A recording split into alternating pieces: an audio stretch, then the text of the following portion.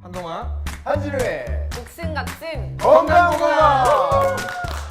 저번 시간에 미세먼지에 대해 알려주셨잖아요. 근데 제가 실제로 계절성 알러지가 있거든요. 근데 좀 점점 심해지는 기분이 들어가지고 나이 들어서 그래요. 저도 이제 어느덧 알레르기는 이제 두 가지로 나눌 수 있어요. 하나는 계절성, 하나는 어려운 말로 통년성. 계절성은 특정 계절에만 심해지는 걸 계절성 알레르기로 하고 통년성은 1년 내내 심해지는 거죠. 그러면 왜 하필이면 봄에만 알레르기가 심해지는 게 이유가 뭘까? 네. 봄철에만 있는 자극온이 있는 거죠. 대표적인 게 뭐죠? 꽃가루. 또 예를 들면 미세먼지. 네. 요즘은 봄철에만 있지는 않은데 또 이렇게 다양한 자극온들이 우리 몸에 들어오게 되면 우리 몸에는 항체가 만들어져요. 그래서 항원과 항체가 만나서 알레르기 질환을 일으키는 거죠. 알레르기라는 게 이제 바깥 물질과 나와의 싸움이란 말이에요. 정기 존내 사 불가관이란 말이에요. 욕을 욕 아니에요. 욕 아니에요. 욕 같다, 욕 같다.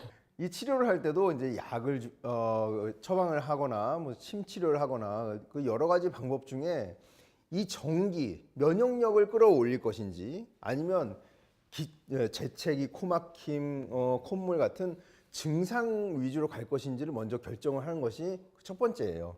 지금은 증상이 너무 심하기 때문에 이 증상을 좀 가라앉혀줘야 이분이 정상적인 생활이 가능하다. 그러면 증상이 위주가 되는 처방을 선택해서 가감하게 되고요.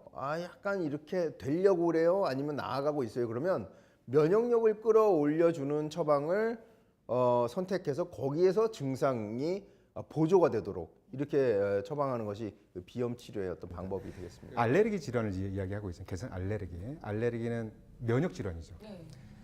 시청자 여러분들이 명확하게 알고 계셔야 할 게 면역 반응은 알레르기 반응, 콧물, 재채기, 피부 가려움증은 면역 반응이에요. 면역 반응은 염증 반응입니다. 염증 반응이에요. 그래서 정확하게 알고 계셔야 될 게 무작정 보약을 쓴다고 낫는 게 아닙니다. 만약에 지금 염증이 심하게 나와 있는 상태에서 알레르기 증상이 있을 때 보약, 소위 말하는 보약, 예를 들면 홍삼으로 할게요. 네. 홍삼을 먹어요. 면역을 높인다고 그러면 염증 반응이 심해집니다. 어머. 면역 반응들이 활발하게 일어나는 거죠.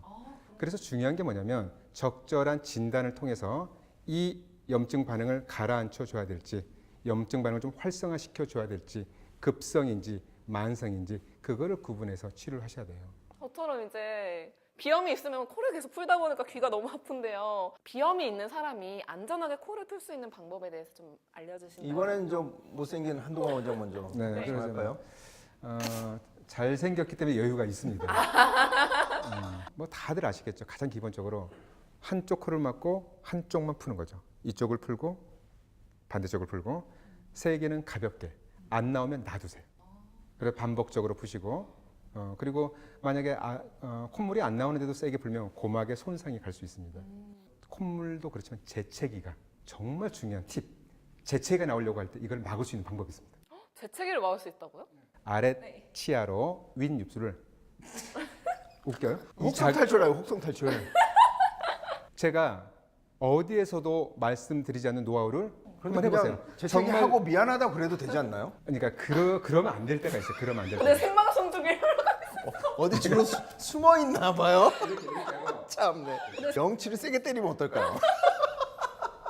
아니 반대로 재채기가 안 나올 때는 밝은 빛을 보면 재채기가 나오는 일이 상당히 있어요. 왜요? 햇볕을 보거나 아추 신드롬이라고 하던가요?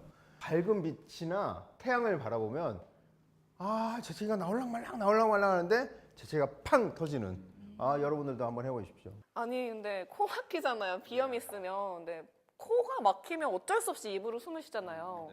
근데 입으로 숨 쉴 때는 아무래도 좀 점막에 메마른 느낌. 구강호흡의 폐해는 아무리 말해도 지나치지가 않습니다.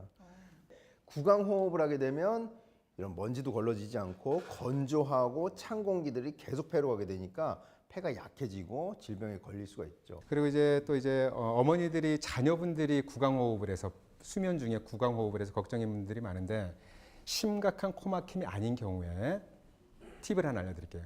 여러분들 그 약국에 가면 스킨 테이프라고 있어요. 노란색 살색 테이프. 네. 그럼 피부에 알레르기 반응도 없고 괜찮은 건데요. 그거를 한 이 정도로 잘라서 윗입술과 아랫입술을 살짝 세게 말고 살짝 붙여놓고 자게 하십시오. 이건 가벼운 코막힘에 정말 효과가 있습니다. 그리고 써먹었어요. 폐 기능을 강화시켜 주는데도 도움이 돼요.